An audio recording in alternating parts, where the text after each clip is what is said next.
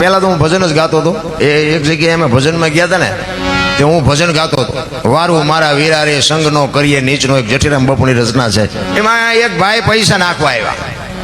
એટલે આ જોલીભાઈ જેવો મારો એ ગામનો મિત્ર હતો, મારી બાજુમાં બેઠો હતો. એને મને કીધું, મને કે બાપુ આ કોઈ દી જિંદગીમાં પૈસા નાખે નહીં, પણ આજ ગમે એમ હોય પૈસા નાખે. મેં કીધું ભાઈ બંધ કરવાનું કહેતો હોય આપણે બંધ કરી દઈએ, આપણે કે ગાવ કે ના તમે ગાઓ.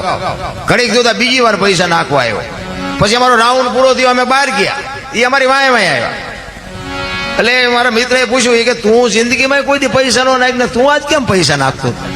એ કે નાખું જ ને, મને મોજ આવી કે બાપુ કે મારા દુશ્મનને ગાળ્યું દેતા હતા કે મને મજા આવી. એટલે મેં કીધું ભાઈ હું ભજન ગાતો તો ગાળ્યું નથી બોલ્યો. કે મને કે બોલતા હતા તમે ગાળ્યું 100% બોલ્યા છે. પણ મેં કીધું તું કઈ ખુલાસો તો કર.